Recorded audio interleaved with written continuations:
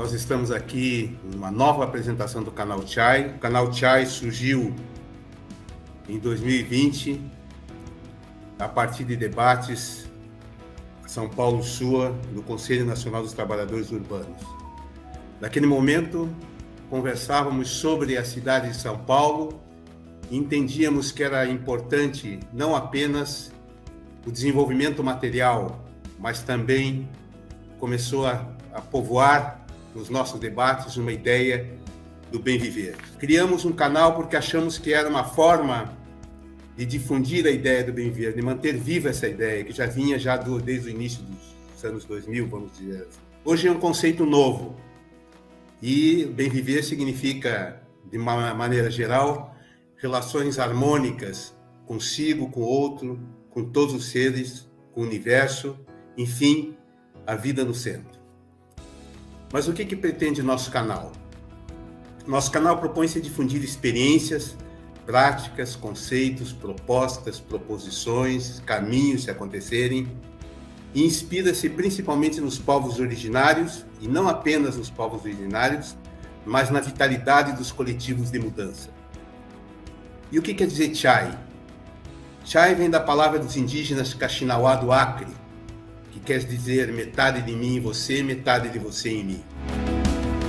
Eu acho que o Célio Turino tem um currículo muito grande, né? Então eu vou apresentar alguns pontos assim sempre é importante de uma forma didática para que as pessoas que tomarem o primeiro contato com o canal possam entender quem que está falando e de que lugar que está falando. O Célio é historiador, escritor, poeta, ex-secretário de Políticas Culturais do Ministério da Cultura de 2004 a 2010, concebeu e criou, organizou os pontos de cultura no Ministério da Cultura, que chegou a ter 3.500 pontos e em 1.100 municípios, atingindo mais de 8 milhões de pessoas. Esses números não revelam toda a potência desse projeto, que significa a política cultural mais exitosa e mais abrangente e mais profunda que a gente tem conhecimento no Brasil contemporâneo cultural, em termos de políticas públicas, após a redemocratização. O Célio é um dos inspiradores também da economia de Francisco e Clara e que busca caminhos de economia, de solidariedade para transformar as relações capitalistas na sociedade. E, mais recentemente, da lei estimulador e também inspirador das leis Paulo Gustavo e Aldir Blanc na cultura.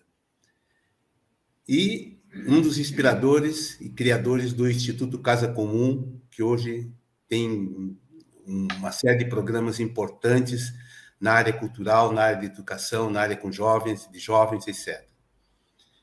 É importante dizer que, antes de tudo, Célio Turino é um inspirador da cultura do bem viver no Brasil e na América Latina. Ele tem levado esse trabalho, levado essa inspiração, essa poética em todos os lugares que tem visitado, junto com pontos de cultura, com as políticas culturais e as políticas de transformação social. É muito legal estarmos aqui juntos em mais uma atividade, tantas atividades que a gente já participou por essa América Latina, pelo Brasil, pelo esse Brasil profundo.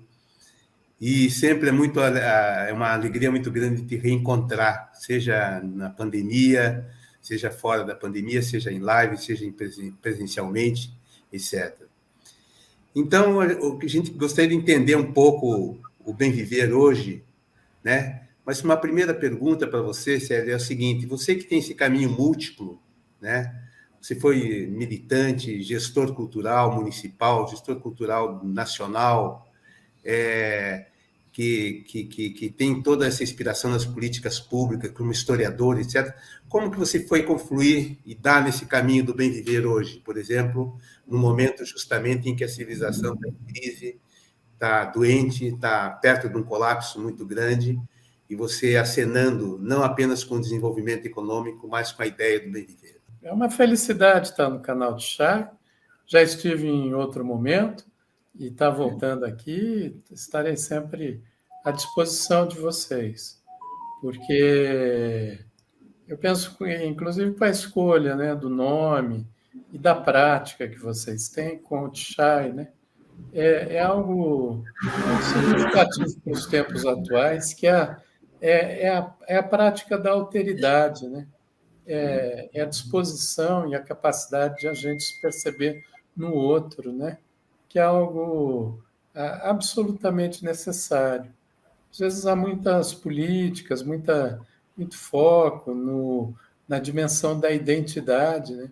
A partir da essência de cada um, mas a identidade, quando ela não, não estabelece um diálogo com a alteridade, com o se ver no diferente, ela fica incompleta, né? Até porque a identidade também ela se forma a partir do que o outro define como nós somos, quem nós somos, né? Então tem que ter sempre essa combinação, essas duas pernas. E o Tchai é uma palavra que sintetiza isso, né? A metade de mim está em você, né? É esse sentido lá do Kaxinawá.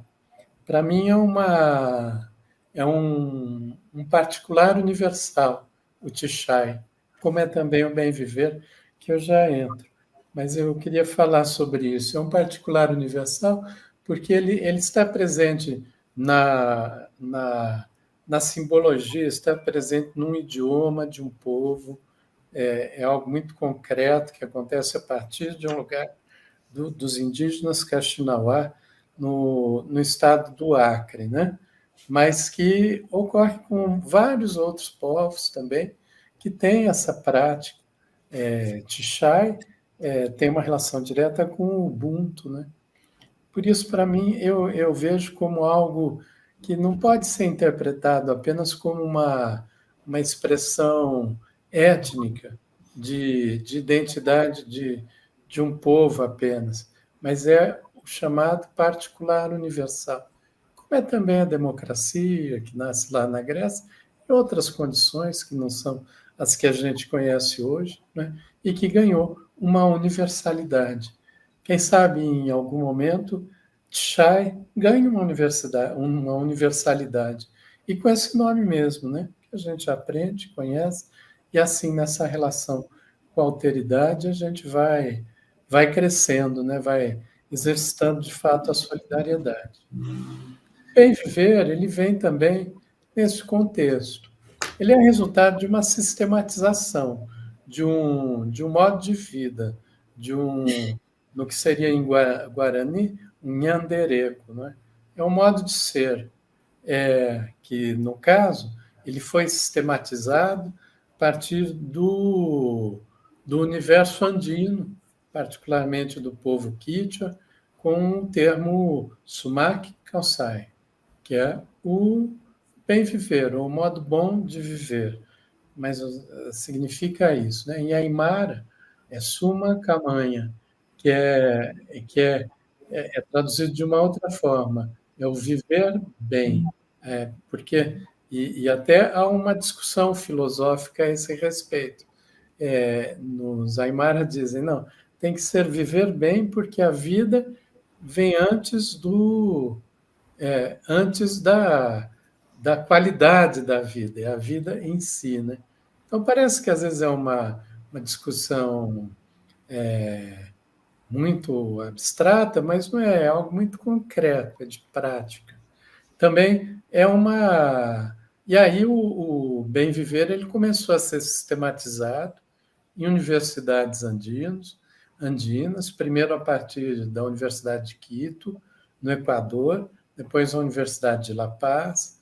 Hoje ele é colocado, estudado em vários lugares, inclusive em vários países europeus. A Alemanha, por exemplo, eles têm se interessado muito pelo bem viver. Inclusive, o livro Bem Viver, do Alberto Acosta, que eu tive a honra de escrever o prefácio na edição brasileira, ele é traduzido e editado com o apoio da Fundação Rosa Luxemburgo, que é da Alemanha, porque eles estão muito preocupados com isso. É uma outra forma de interpretar o mundo, né? Ela não vem dessa lógica individualista e desenvolvimentista, e da própria ideia de progresso, que é desenvolvida a partir do pensamento eurocêntrico, né? O bem viver ele pressupõe um estar no mundo, uma vida em convivência, que pode, inclusive, ser resumido em três harmonias, né? A busca de três harmonias: a harmonia do indivíduo com ele mesmo, do indivíduo com a comunidade humana. Nesse sentido, tem uma proximidade muito grande do bem viver com a filosofia do Ubuntu, né? Que é traduzida para o português normalmente como eu sou porque nós somos. Mas é mais que isso. A minha humanidade só se realiza na relação com a humanidade da comunidade. Então, ela tem esse sentido de pertencimento mais amplo, né? Que ela vem do idioma banto, né? E algo também muito prático, como bem viver. Não é algo ancestral que se perdeu no tempo. Não. A justiça restaurativa, que hoje tem sido uma prática no mundo, ela bebe na filosofia do Ubuntu e que foi praticada, exercitada, exatamente naquele período da superação do apartheid, quando o Nelson Mandela nomeia o bispo Desmond Tutu para a comissão da verdade e justiça, e para a superação do apartheid. Então, toda a filosofia Ubuntu foi exercitada nesse momento. Depois eu posso até detalhar um pouquinho. E a última harmonia é a harmonia, né? Então, a harmonia do indivíduo com ele mesmo, do indivíduo com a comunidade humana, e a terceira harmonia é da comunidade humana com a coletividade da vida. Ou seja, o bem viver ele não é antropocêntrico, ele é biocêntrico, e isso reflete também numa outra forma de pensar, de ser, de agir. Legal. Você falou no Alberto Acosta, né?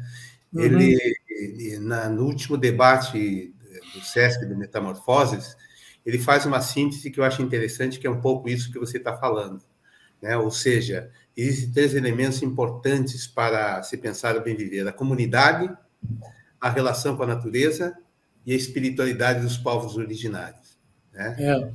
Eu acho que esses três elementos, né, junto com essas harmonias que você está colocando, fecham um pouco a ideia do bem viver. Toda ideia nova, né, e eu julgo que essa ideia do bem viver, embora seja uma ideia muito antiga, ela é muito nova. E nova, né? Nossa, né? Eu lembro nos anos 90 que estávamos conversando sobre cultura. E eu lembro que a pergunta que as pessoas faziam, inclusive na minha instituição, no caso Polis, era assim: mas o que é cultura? Cultura é tudo. E a mesma coisa com cultura de paz. Havia uma indignação no início com cultura, até chegava a ser indignação, porque achava que era uma coisa solta, paz era uma palavra vazia, etc. E depois a ONU emplacou o Manifesto 2000 da Unesco, etc. E eu acho que a mesma coisa ocorre com o bem viver. Porque o bem viver não é um paradigma, não é uma política elaborada, não é uma teoria, mas pode significar um caminho generoso para se descobrir outras práticas diferenciadas da prática malfadada, vou chamar assim, do capitalismo, do tudo lucro, do tudo consumo, etc., e uma qualidade superior de vida, né, nesse plano terra, vamos chamar assim, né? Eu gosto muito do mestre Didi quando diz evoluir sem perder a essência, né? Ele fala que a gente deve evoluir sem perder a essência. Eu acho muito bom isso, né? Porque às vezes você evolui e vai perdendo as raízes, vai perdendo a essência, etc. A minha pergunta é o seguinte: como que a gente pode caracterizar o bem viver hoje?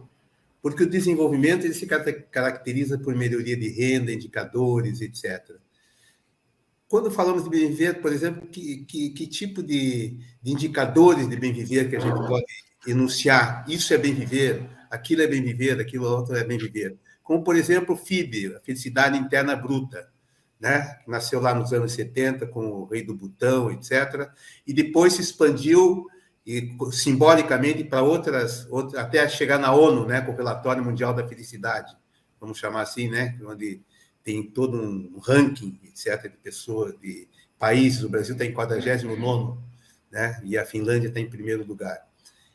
Sem discutir o mérito disso aí, quer dizer, existe uma qualificação daquilo que se chama desenvolvimento, daquilo que se chama felicidade.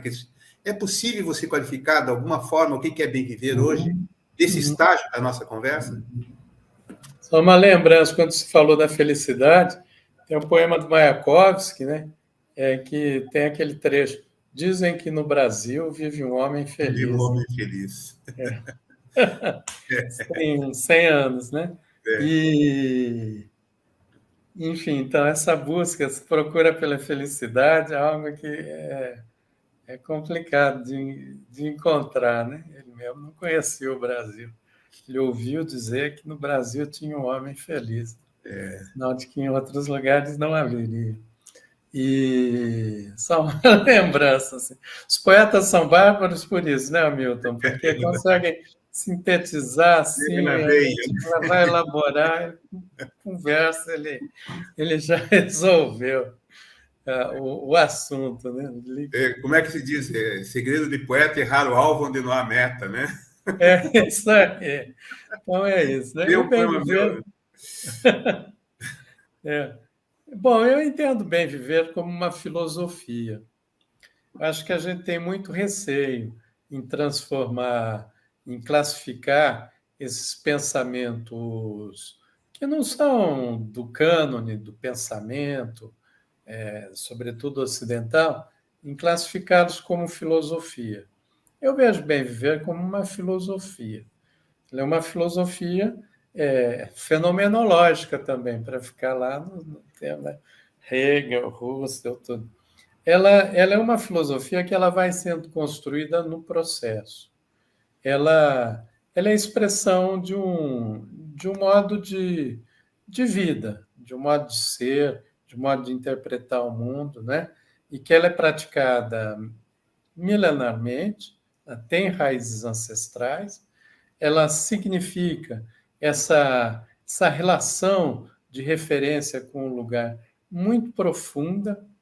Aliás, a partir do bem viver, a ideia de cultura que a gente tem no mundo ocidental, né? A antropologia, por exemplo, grosso modo, né? Quando eu fui fazer história na Unicamp, aula de antropologia 1, 2, você ia classificar a antropologia, o que é cultura?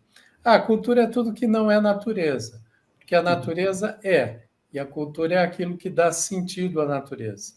Na filosofia do bem viver, não existe essa distinção, porque a cultura é natureza. E se a gente olhar bem, nós somos resultado do lugar em que nós nascemos, as referências, a relação que a gente tem com o ambiente, seja numa grande cidade, seja numa pequena cidade. Então, isso já é um elemento desse sentido do bem viver, é algo muito, muito próximo ao conjunto, à integração. Nessa ideia também, o bem viver não trabalha com o conceito de desenvolvimento, tal qual o pensamento eurocêntrico, entre aspas, desenvolveu. Né? Desenvolvimento é se separar do envolvimento.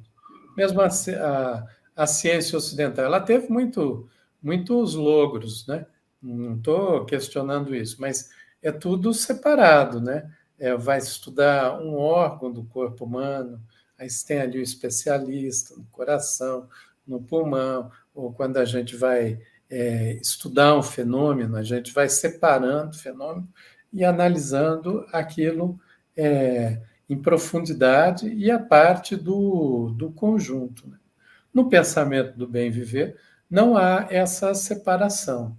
Tanto que eu até escrevi um artigo, ele não está em português, ele foi editado numa revista da Espanha, da Andaluzia, que é o Bem Viver, uma alternativa ao desenvolvimento.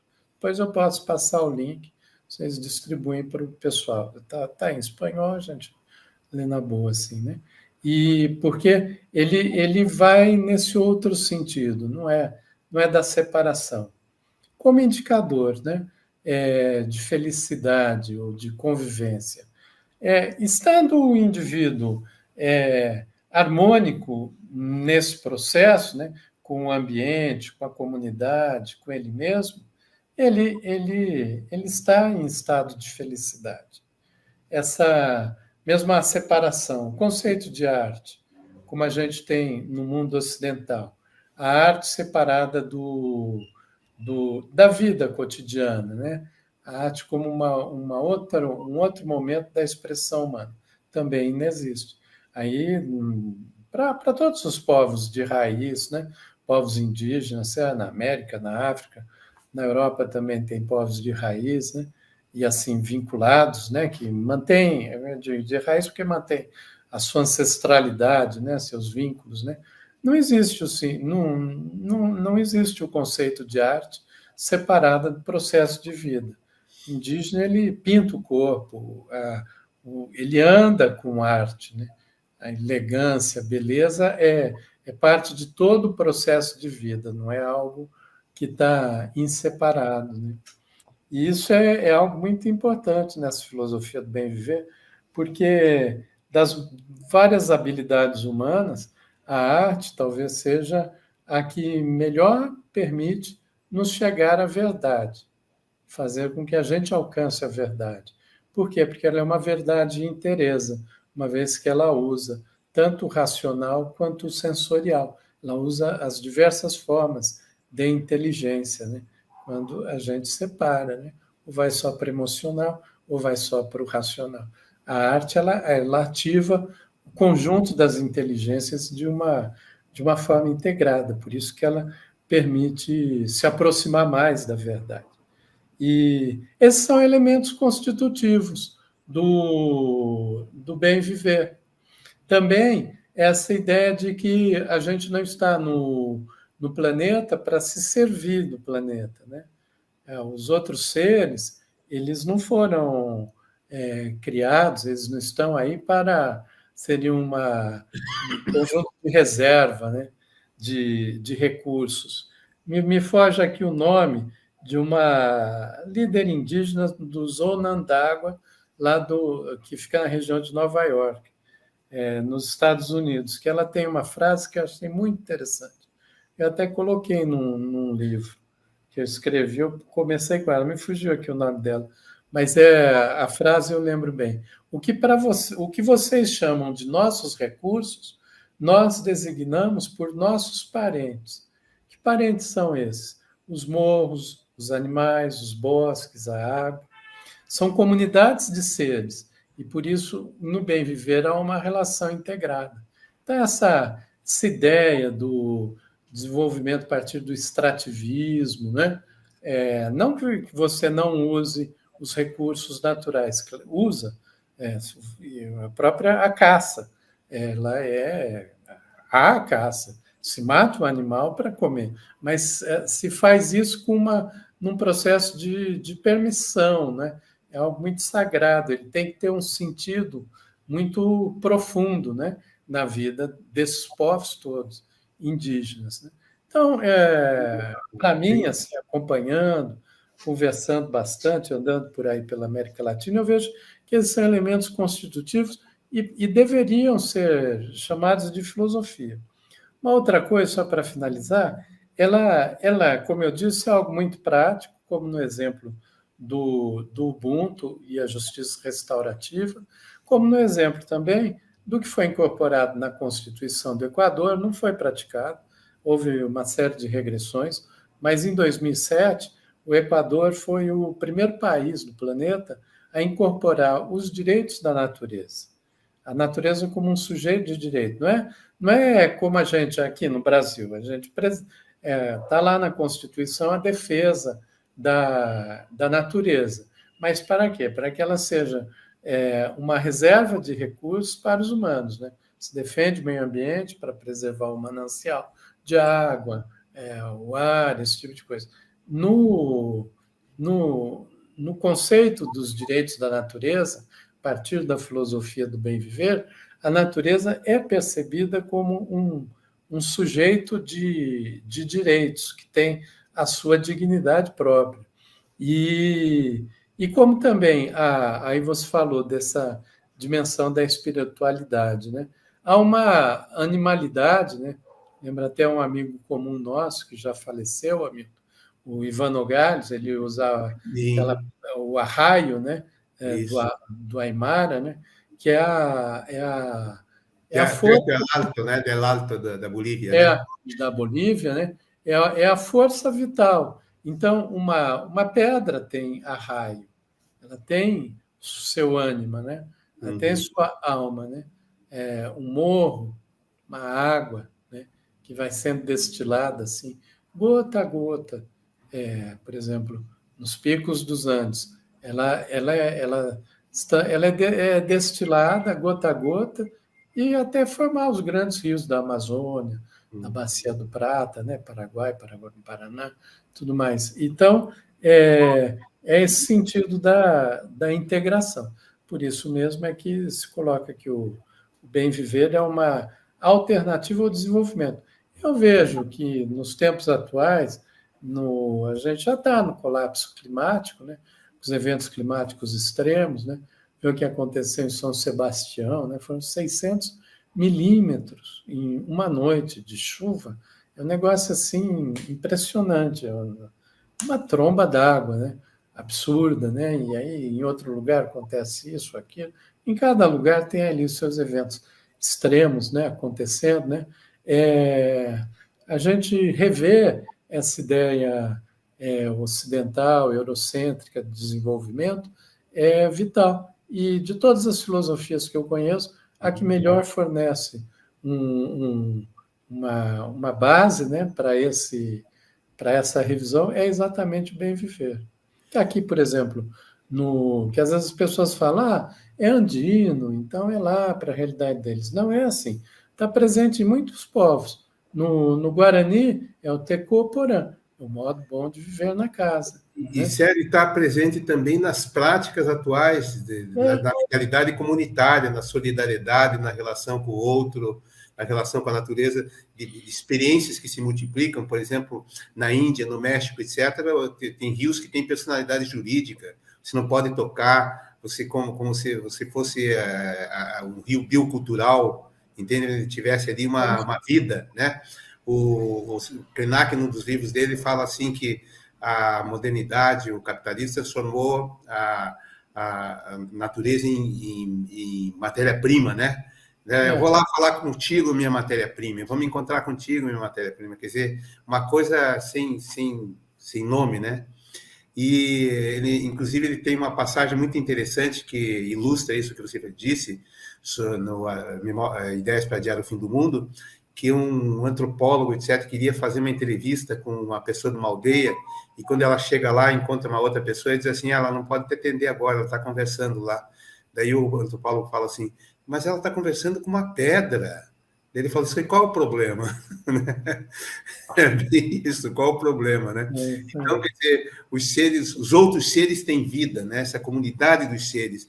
E eu acho que essa é uma grande conquista do bem viver, porque o bem viver ele tá presente muitas vezes sem esse nome em muitas práticas sociais, culturais e ambientais, né?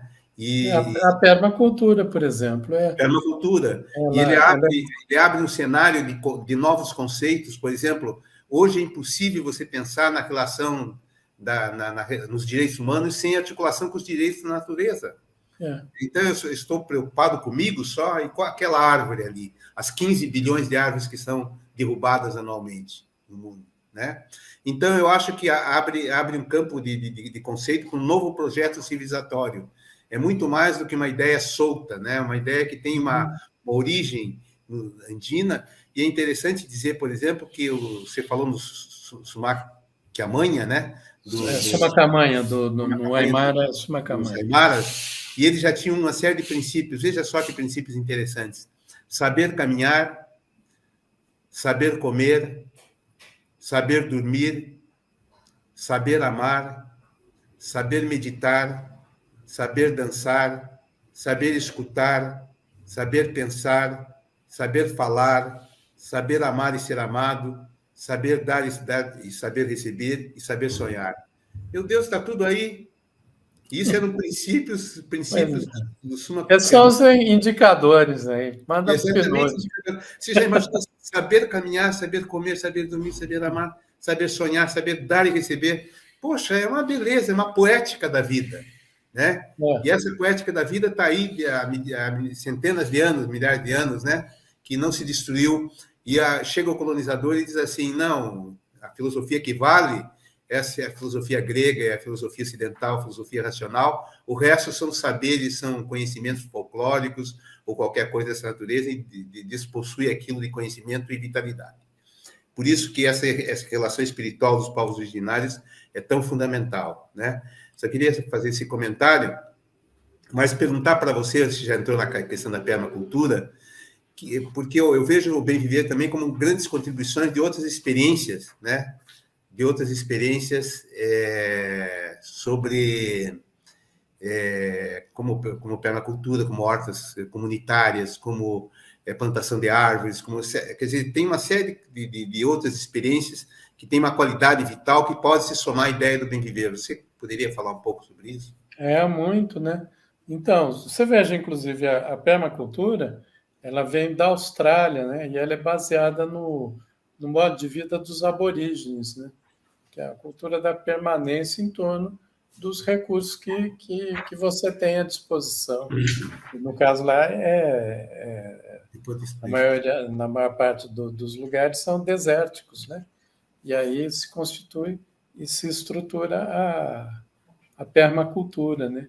E mesmo isso no caso das práticas a partir do bem viver, né?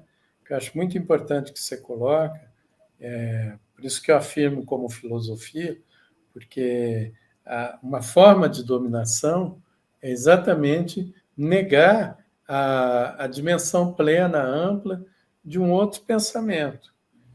Só fazer um parênteses. Se eu falasse aqui, né, para a gente, aqui agora, olha, eu encontrei uma cosmologia, um modo de ser, uma prática muito interessante, que merece ser observada, mas é um povo que as mulheres elas não têm nenhum direito, né? Elas nem são consideradas. Os homens adultos mantêm meninos aí de 10, 11 anos para seu deleite sexual. As lutas que esse povo faz, que tem algo muito interessante, elas são muito selvagens, elas admitem que uma pessoa morda a língua da outra e arranque a língua, fure os olhos, e eles lutam até a morte com uma violência profunda, né? E se eu falasse desse povo, né?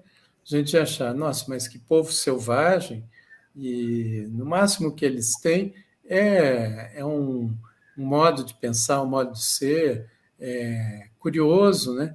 E vamos observar, mas fica ali para a realidade deles, né? Bom, que povo é esse que eu descrevi? O povo ateniense, né? Na Grécia era assim, a luta era o pancrário, né? Que era essa a principal forma de luta, né? Tinha os efebos, né? Que eram os meninos que eram violentados, né? Diariamente, até pelos adultos, até talvez por alguns grandes filósofos, e era algo naturalizado, né? As mulheres não tinham estatuto algum, né? Mas lá nasce a democracia, não é? A gente pega pela experiência da democracia ateniense, a gente não pratica a democracia de Atenas, né? Ela ganhou um valor universal e vai sendo aperfeiçoada ao longo do tempo. É a mesma coisa se a gente observar o Sumak Khalsai, o Tichai, é a busca desse particular universal para a gente ir ganhando uma outra dinâmica e nessa aventura humana a gente vai incorporando essas diversas formas de pensar e de ser. É aí que eu diria que um desdobramento assim importante do bem viver, que às vezes a gente trabalha só muito na dimensão da relação com a natureza, né? Mas é a dimensão democrática, inclusive, democrática, que eu estou falando entre aspas, né? Mas é a dimensão de convivência. Por exemplo, os processos decisórios, eles não são, eles não são processos definidos por votação e por maioria. Eles são definidos em processo de consenso. Eu tive a oportunidade de estar na Bolívia, já fiz mais de 50 viagens assim pela América Latina, tá? Mas uma em especial, eu acompanhei a reação dos indígenas da Amazônia boliviana contra a tentativa do governo da Bolívia de fazer uma estrada no Parque Chipnis. Seria a mesma coisa que se alguém, acho que nem o Bolsonaro se atreveu a propor isso, fazer uma estrada atravessando o Parque Nacional do Xingu. Isso no tempo do Evo Morales. Ia ser financiada pelo BNDES e quem ia fazer a obra era a OAS. Isso foi mais ou menos 2012, 13, né? E teve uma grande rejeição. Os indígenas foram da Amazônia, né? E o Evo Morales, indígena também, Aimara, né? Então, para a gente ver que tudo tem suas contradições. Eles foram para La Paz e fizeram uma assembleia que durou 60 dias. E por que ela durou todo esse tempo e ninguém chegou lá e falou: oh, estamos enrolando aqui, vamos decidir logo esse assunto? Porque eles foram buscando o consenso. Quando eles chegam no consenso, não tem necessidade de votação nem de representação. Um representa todos e todos representam um. É assim em vários povos, em várias práticas, em processos decisórios. Então, esse também é algo que a gente pode aprender muito com o bem viver, né? Como organizar a vida em pequena escala, em processos comunitários, que ela não se organiza a partir da lógica da disputa e do enfrentamento. Então, ela ajuda muito na cultura de paz, na prática da cultura de paz, né? Então, essa dimensão política, né? E por que ela tem essa dimensão, ao meu ver? Porque ela não é estruturada pela lógica do poder, ela é estruturada pela lógica da potência. O poder ele é sempre concentrador. Para que alguém tenha poder, é preciso que o poder do entorno seja extraído, né, para ele concentrar poder. Pode ser para fazer uma pirâmide, pode ser para fazer um canal de irrigação, algo bem útil, interessante, mas você tem que concentrar poder para realizar algo, para decidir algo. Essa é a lógica. A lógica vem do patriarcado, né? E que a gente pratica, que a humanidade encontrou seus caminhos, tá? E para regular poder, tudo mais. Não estou entrando nisso, mas essa é a lógica da concentração. A lógica da potência é totalmente diferente, porque para que alguém tenha potência, não é necessário subtrair a potência de outrem. Ao contrário, a combinação da potência ela gera uma potência entre vários, né? Ninguém perde potência e você consegue até estabelecer salto quântico sobre isso. E aí, finalizando, a gente está falando, né, do Sumac, Calçai, dos Quichua, nos Andes, ou dos Guarani, no modo bom de viver na casa e tudo mais. Mas a gente também pode estar falando do pensamento do Giordano Bruno e do Spinoza, século XVI e XVII, que falavam algo muito próximo disso, inclusive no conceito de Deus em Spinoza também, que é o Deus como natureza ampla. Então a gente vê que há esse encontro e esse diálogo, e eu acho que o grande desafio é as partes terem a capacidade, a sabedoria de estabelecer esse diálogo, e aí sim dar um salto e que passa a ser urgente, porque com o, o colapso climático que se apresenta, eu acho que não é só colapso climático, é climático e civilizatório. Veja aí o que o mundo está assistindo lá na Ucrânia, né? A gente está falando aqui, né? Estamos aqui nas nossas casas, estou aqui em apartamentos em São Paulo com a Silvana, tá tranquilo, conversando sobre bem viver. Imagina você está numa situação dessa e cai uma bomba aqui e entra aqui na minha sala, né?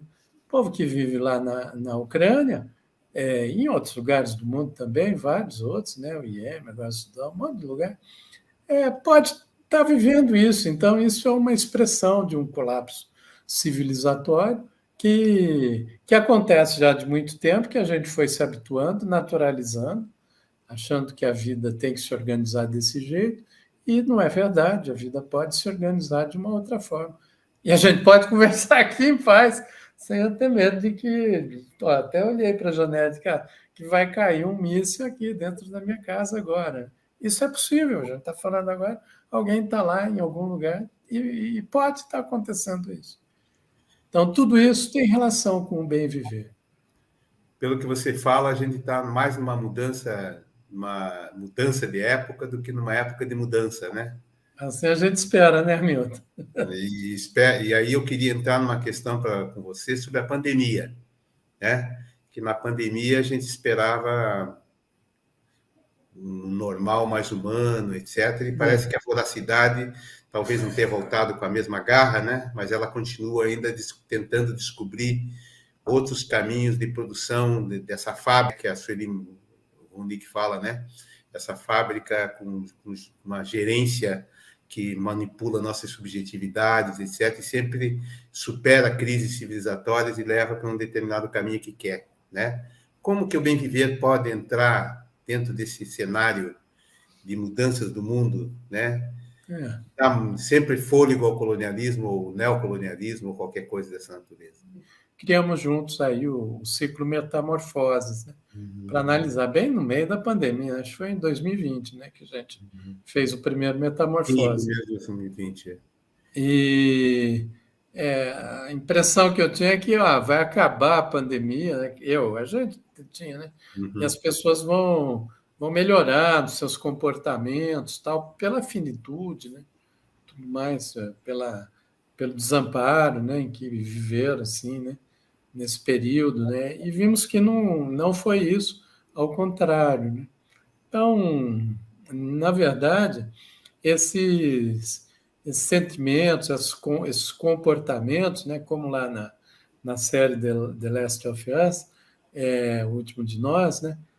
O pessoal vai à destruição, o mundo está acabando mesmo, está em frangalhos. É que esses comportamentos eles estão tão arraigados na humanidade, né?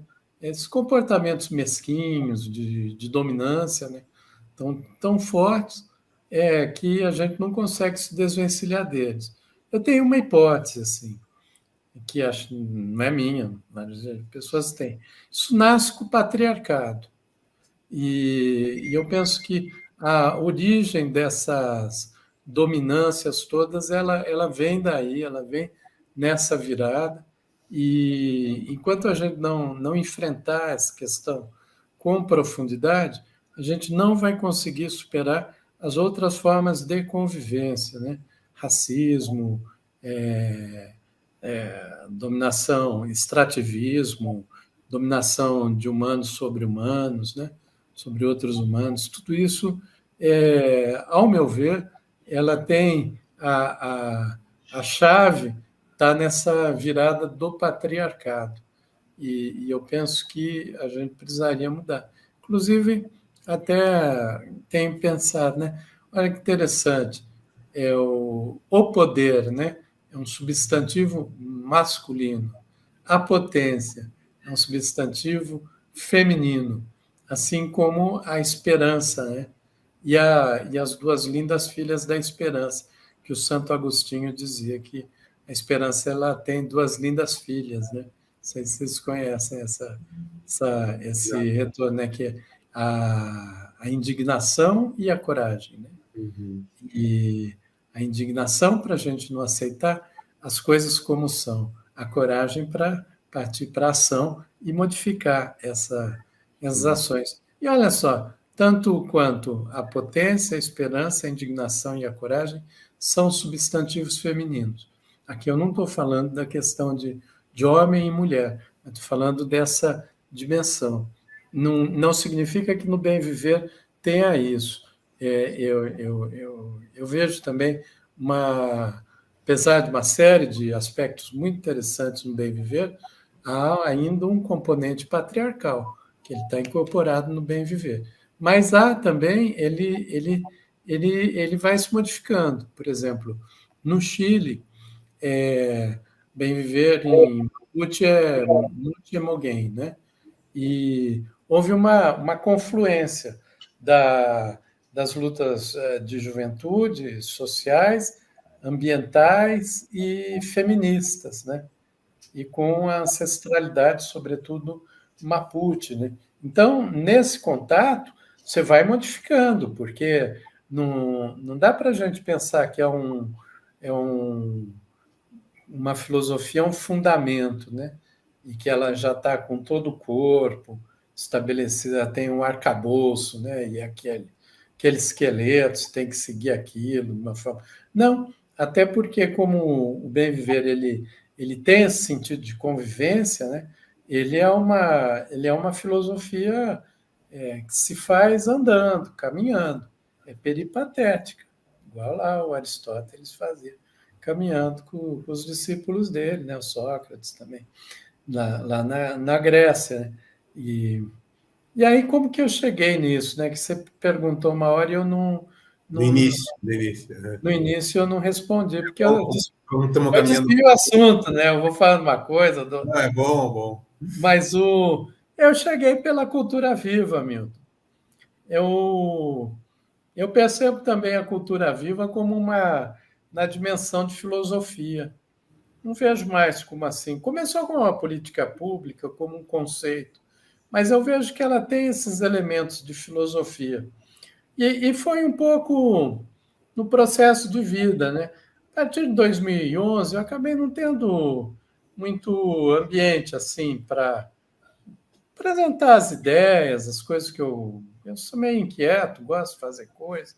Foi um período duro que passei assim depois de sair do Ministério da Cultura. Mas aí a vida também foi generosa comigo, primeiro porque eu casei com a Silvana, e em segundo lugar porque eu, eu recebi muito convite para ir para outros países, conversar com comunidades, né? Às vezes eram para ir para uma conferência, uma reunião com o governo, mas isso era o de menos. Em todas as viagens que eu pude fazer, eu fui nas comunidades, fui encontrar esses outros sentidos, formas de ser, né? Aí que eu encontrei com o Bem Viver. Eu nem conhecia o tema, apesar do Bem Viver, né, já está sistematizado desde o ano 2000, virada aí do século, um pouquinho antes, a luta da água também. Ela ganhou mais força depois de 2010, né, no É, final. eu fui encontrar o Bem Viver depois, já estava na Estava falando Constituição com o pessoal que eu acho que foi do Equador, mas Na Colômbia que a gente começou a conversar sobre bem viver, certo? Não foi isso? você veja, na Colômbia tem algo também interessante, que também é bem viver, que é o viver saboroso, que é dos afrodescendentes colombianos na costa do Caribe. Aí o conceito, né? Que é a filosofia, é o viver saboroso, que aí tem também essa dimensão assim, da africanidade também, né? Até um sentido, né? De um molejo, né? Muito interessante assim, e uma outra relação de festividade. Então, você vê, tudo isso é bem viver, que em cada lugar pode usar do nome. E aí, nesses encontros também, eu vi um outro, até não estou com o livro aqui, mas corazonar. Eu não conhecia esse termo. Ganhei o livro, fiquei muito feliz quando eu ganhei o livro, o ano passado, quando estava no Paraguai. Foi escrito por um equatoriano. Li todo o livro com muita atenção. E o que é o corazonar?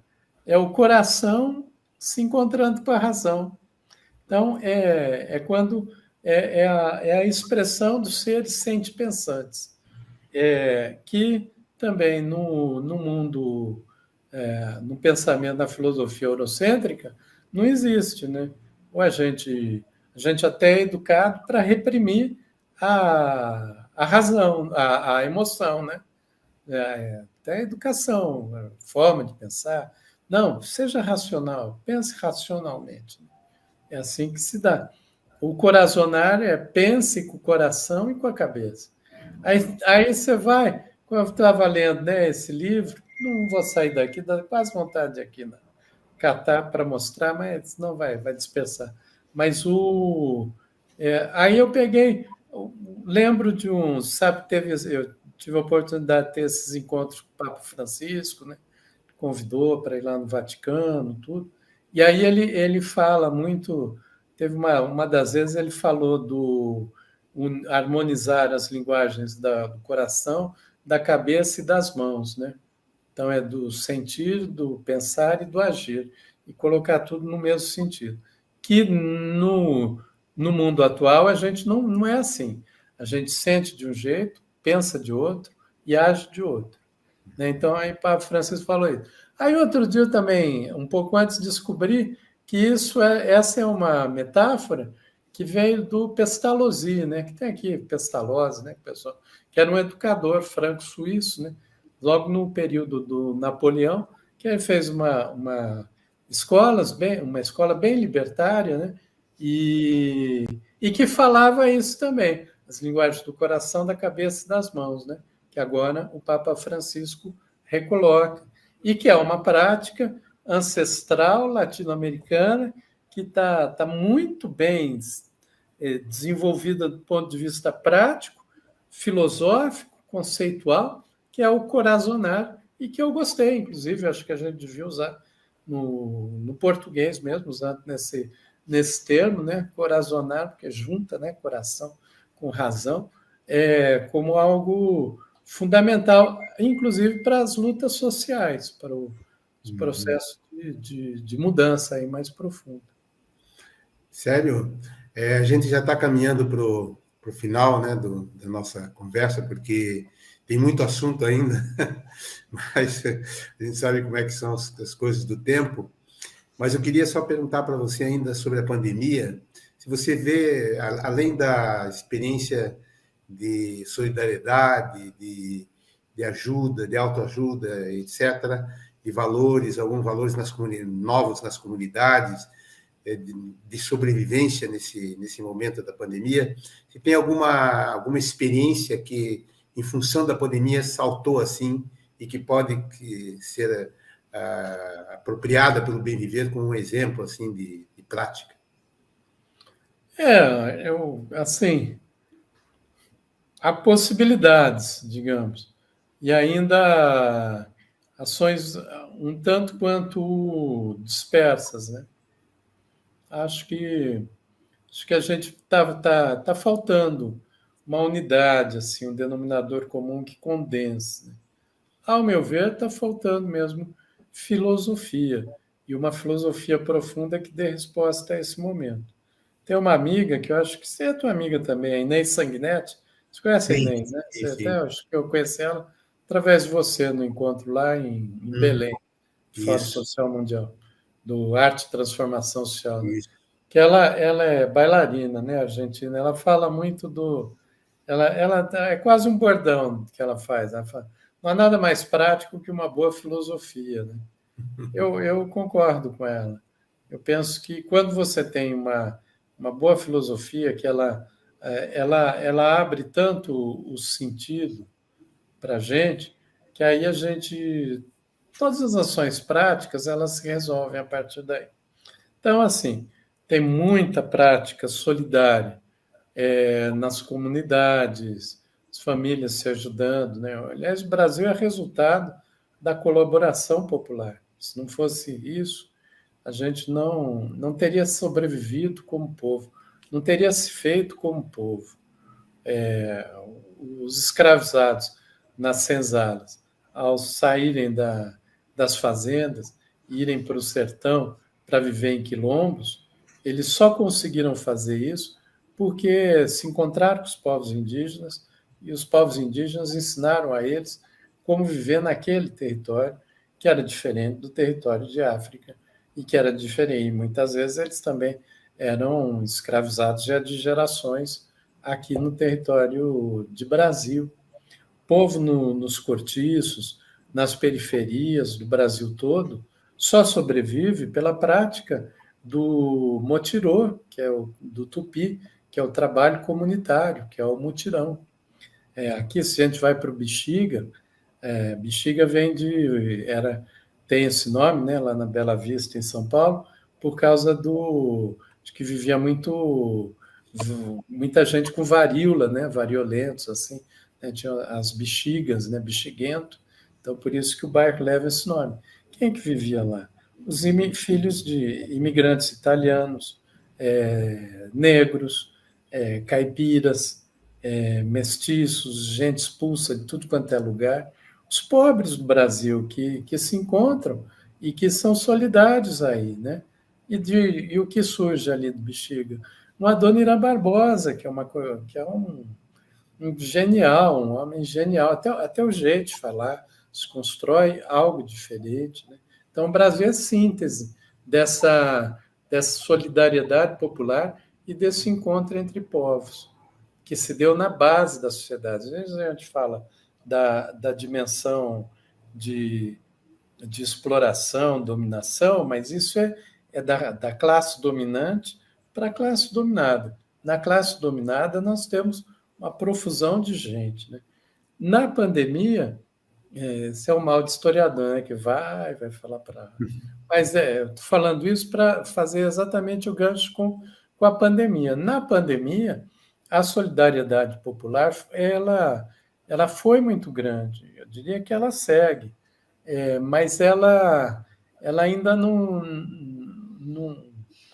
Brasil ainda não encontrou um ponto de unidade. E o mundo também não.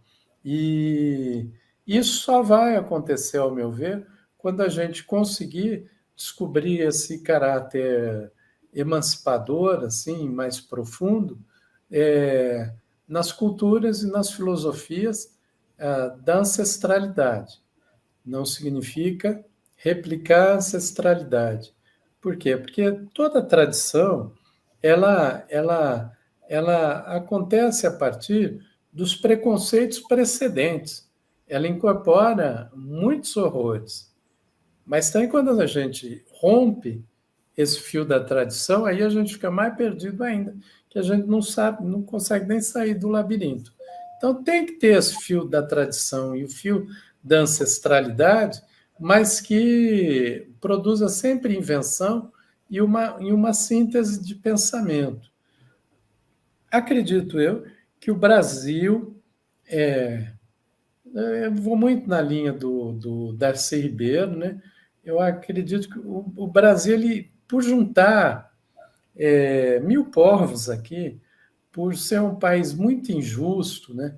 O Chico Buarque, até quando ele recebeu o prêmio lá em Portugal, né? O Camões, ele falou: eu tenho no meu sangue o açoitado e o açoitador, né? Todos nós temos essa contradição, mas exatamente por a gente reunir esse conjunto de contradições e diversidades, é possível que a gente consiga. Talvez a gente aqui em vida não perceba isso, não veja isso. Espero que sim, mas, enfim, a vida biológica é diferente da vida histórica. Né? É, é, por aqui, se não for por aqui, pela América Latina, mas eu acho que mesmo na América Latina, o país que mais reúne condições é o Brasil, pelo tamanho e cidade, a gente pode fazer essa síntese. A gente pode começar a tratar o sumac calçai, a gente pode se apropriar do sumac calçai, lá do topo dos Andes, e reelaborá-lo, e aproximá-lo com o Tecoporã, e aproximar com a democracia grega, aproximar com o Ubuntu, aproximar com algo que vem lá da Índia, da China, da Austrália, algo que nem foi inventado ainda.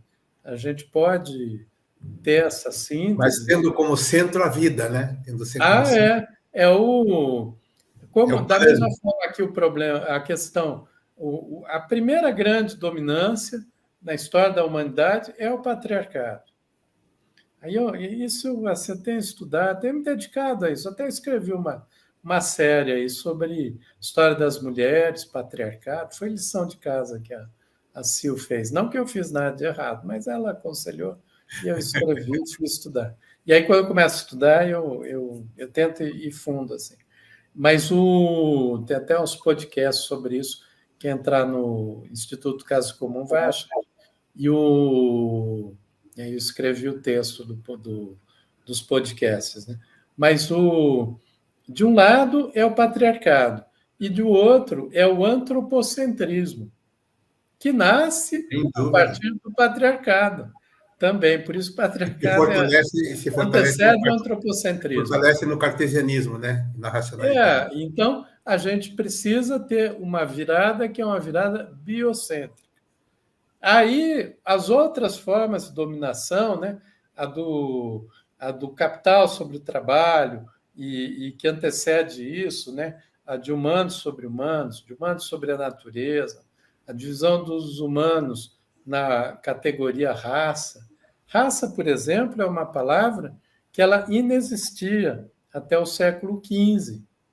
Ela surge com o colonialismo.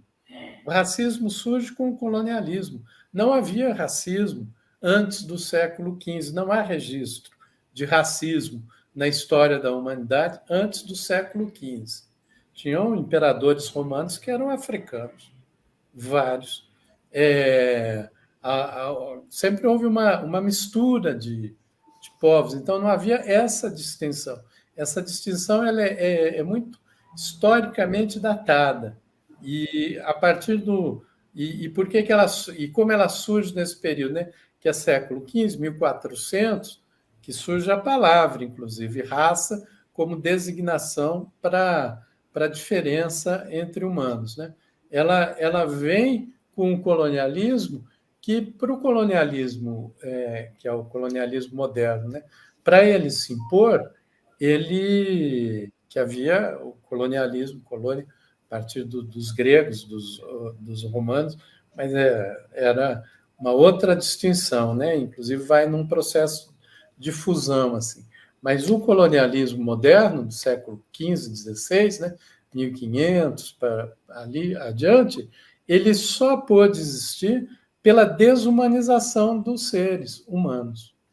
E isso se deu a partir da classificação dos humanos em raça. Mas você veja, é um fenômeno muito recente, historicamente falando. Ele tem 500 anos, 600 anos no máximo. O patriarcado tem 10 mil anos. Né? Então, a gente vai ter que compreender essas questões, aí essas culturas ancestrais e que estabeleceram modos de vida que não são do passado, são presentes, elas acontecem hoje, elas dão exemplos, elas têm conhecimento profundo de vida. Às vezes que eu tive no Xingu, né? Você conversa com pajé, né? Com cacique, com sábio ali, eu tive com os Yaulapiti, com os Iquepem, também com os Axaninca lá no Acre e tal. Você conversa com eles conseguem, eles têm palavra para tudo, para cada uma folhinha. A gente olha assim e fala, é uma grama, né? Não, não tem essa história de é uma grama. Cada tipo de grama tem um nome, cada ser tem um nome. Então, é um conhecimento de observação do mundo muito profundo e que vai se perdendo. Então, a gente precisa ter essa conexão e, e aí eu penso, né, advogo isso assim, que tem que ter essa fusão, essa capacidade de conversa, essa capacidade de ser Tichai, né, de praticar mesmo o Tichai. E que, para encerrar definitivamente, só é possível quando se descobre a poética da vida e quando se estabelece uma vida em arte, porque, como eu coloquei, é essa dimensão de todas as inteligências ativadas, né? A arte transpõe a gente para a alteridade, né? A gente tem situações que a gente nunca vai viver na vida de um indivíduo, né? Uma situação ali de saber lidar com a emoção em determinadas circunstâncias. A arte nos transpõe para isso e ela nos educa no dia a dia com as nossas emoções, ela nos desloca para realidades totalmente diferentes. Então, ela, ela permite a prática, o exercício da alteridade, né? Ela ativa. De repente, você está ouvindo uma música e começa a chorar, ou fica muito alegre. Às vezes a música é cantada no idioma que você nem entende, mas ela te toca de tal maneira, porque ela estabelece uma relação de comunicação. A melhor possibilidade de a gente se aproximar da verdade é pela arte e pela integração desses vários conhecimentos. E tudo isso é bem viver. A alegria, né? Arrancar a alegria ao futuro, como dizia Mayakovsky no poema Yesenin, né? Devemos arrancar a alegria ao futuro, né? Já se dizia isso há 100 anos, como você falou, né? E hoje é possível arrancar essa alegria ao futuro, tendo todo esse panorama, essas sínteses e essas desigualdades e essa confusão mental e É psicológica. necessário, né, Hamilton? Eu acho possível, eu não sei, mas que é necessário, sem arrancar a alegria ao futuro, não haverá futuro. Não haverá futuro. E nem bem viver, né? Muito menos. Sério, eu queria encerrar um pouco com esse espírito, né? Mas ainda temos algumas questões das nossas colegas. É pena que a Clélia não tá conectada, não houve algum problema técnico, mas a Marina e a Vera têm questões aí para fazer para você, para a gente ir arredondando o fechamento dessa belíssima conversa. Então, Célio, você mencionou aí a questão da cultura de paz. Eu gostaria de saber, assim, mais um pouco detalhado, como que você vê a contribuição da cultura de paz na questão do bem viver. Não há bem viver sem cultura de paz. É algo como também não há bem viver sem arte. Então, isso é algo absolutamente integrado, né? Essa ideia, o oposto da cultura de paz, é essa ideia do extrativismo, da dominância, né? Da injustiça, né? A gente se educou, enquanto civilização, aí, o conjunto das civilizações humanas, a naturalizar as injustiças e as dominâncias. Então, a cultura de paz, ela pressupõe ter uma postura ativa em confrontar um ambiente de injustiça e de dominância. Isso eu vejo de uma forma muito clara, né? Que às vezes as pessoas têm uma ideia também de que a cultura de paz é uma passividade, né? Muito ao contrário, é algo muito ativo. E também as pessoas falam, a história do mundo é a história das guerras, né? Isso também é uma outra grande mentira que se faz. A história do mundo, ela se deu em momentos de convivência, apesar sob a marca da dominação e da exploração. A humanidade se fez na convivência, não se desenvolveu nas guerras. Nas guerras desenvolveu essas tecnologias para matar os outros, para expropriar e roubar os outros. Mas ela, ao longo aí de 5.000 anos de história das civilizações, há momentos assim longos de estabilidade, de paz, né? E isso precisa ser recuperado com muita ênfase. Veja mesmo essa discussão agora, a invasão que a Rússia fez na Ucrânia, né? A primeira medida é falar de paz para parar com isso. Não é o que tem acontecido. é o estímulo ao aprofundamento da guerra, em todos os lados. Não estou dizendo que os lados são equivalentes, não são, menos ainda a Ucrânia, que é a invadida, a dominada. Mas a primeira medida, se você quer a paz, tem que defender a paz. Não é essa frase aí que vem aí dos romanos, né? Prepara-te para a guerra. Se quer a paz, prepara-te para a guerra. Não. Se você quer a paz, você prepara-te para a paz, né? Célio, em primeiro lugar, eu acho que a gente precisa agradecer a sua existência, o fato de você estar aqui, porque você é uma pessoa especial que semeia valores que, como diz o Paulo Freire, é o esperançar de uma nova sociedade, de um novo modo de vida, não para né, mas para o conjunto da sociedade.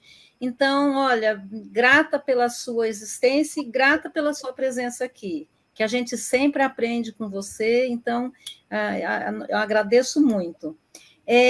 Eu tinha elaborado 5 perguntas, porque eu falei, vai que ele responde numa, então tem a outra, no fim eu acho que você respondeu as 5, mas eu vou perguntar.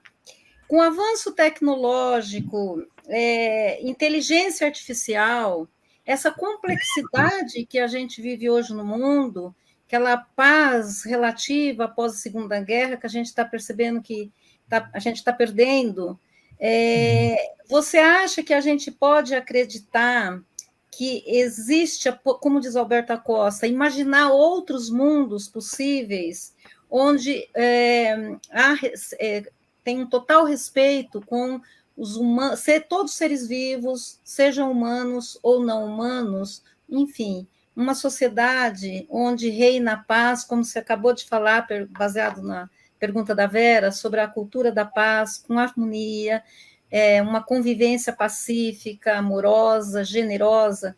A gente pode ter essa utopia? Bom, primeiro a gente deve, né?